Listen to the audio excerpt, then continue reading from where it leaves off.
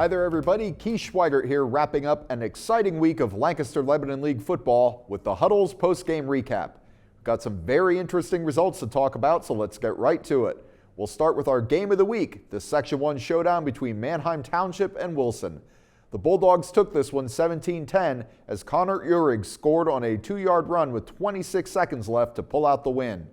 Township led it 3-0 at halftime, and it was 3-3 heading into the last quarter.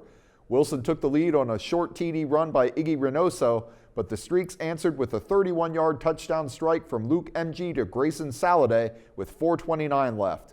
But that just set up the final march for Wilson, which went 67 yards in just over 4 minutes to set up Uhrig's scoring run.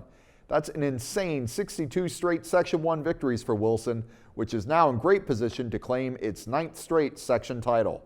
The Bulldogs close the season with Hempfield and at Conestoga Valley and will be favored in both games. Township has lost 2 in a row by a total of 10 points. Elsewhere in Section 1, Warwick rallied from a 14-point deficit to knock off Penn Manor 42-27. McCaskey returned 2 interceptions for touchdowns in its 42-21 victory over Lebanon, and Hempfield held on to beat Conestoga Valley 16-8. Let's move on to Section 2, where Cocalico entered the week in first place all by itself, with Lampeter Strasburg coming to visit. But the Eagles now have to share top billing with Manheim Central after LS rallied for a 36-33 victory in a wild shootout in Denver. Todd Shelley hit Cameron Niemeyer with a 15-yard touchdown strike with 27 seconds left to lift the Pioneers, who trailed 27-7 in the third quarter. The winning score was Shelley's 5th touchdown pass of the game.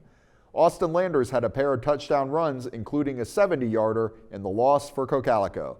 That means Manheim Central is back in a first-place tie with Cocalico after the Barons' 41-7 blowout of Cedar Crest. Cody Kegery scored 4 touchdowns to lead the way for Central, which hosts Solanco next week and visits Garden Spot in Week 10. Cocalico is at home against Ephrata next week and visits Solanco to close out the regular season, so the Golden Mules could have something to say about who wins Section 2. Elsewhere in the section, Elizabethtown edged Garden Spot 16-13 on a 19-yard field goal by David Shank with 3 seconds left, and Solanco handed Ephrata its 39th straight loss with a 39-0 shutout. Finally, in Section 3, Donegal stayed alone in first place with a 27-0 victory over Pequea Valley. The Indians are a game up on Lancaster Catholic, which knocked off Columbia 42-6 this week. The Crusaders visit Donegal next Friday.